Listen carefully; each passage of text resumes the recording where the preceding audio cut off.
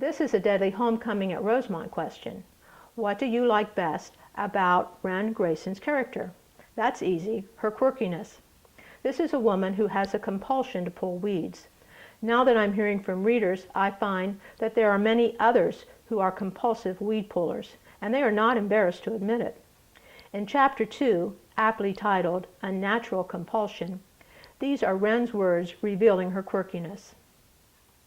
I passed the generous brick terrace jutting from the rear of the house. A population of yellow-tipped dandelions grew between the rows. The walkway died off at the backyard, and I made myself stroll past the formal gardens, now a weedy mess. I have a penchant for playing in the dirt. Gideon stamps these words on my brand of gardening. My predilection for pulling weeds, one might say an unnatural compulsion, was unintentionally instilled in me at a young age by my grandmother. You run into problems when you start pulling other people's weeds. You stop to chat with neighbors, and over the course of conversation, you find that you have a handful of their weeds freshly ripped from the yard. It's awkward. Do you give them back to their rightful owners, or do you carry them home for disposal there?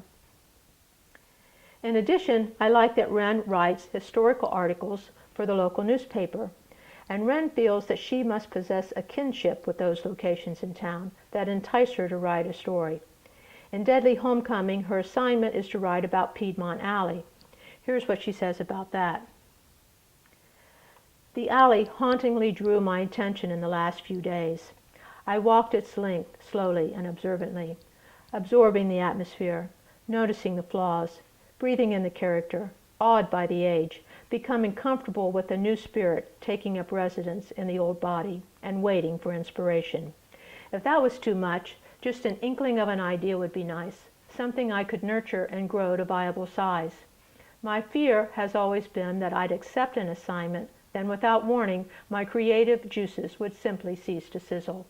But when it was right, the flash of insight was powerful enough to give light. It was a force that came up out of my stomach, surged recklessly through my heart, curled my fingers over the keyboard, and with unblinking passion leaped onto the screen.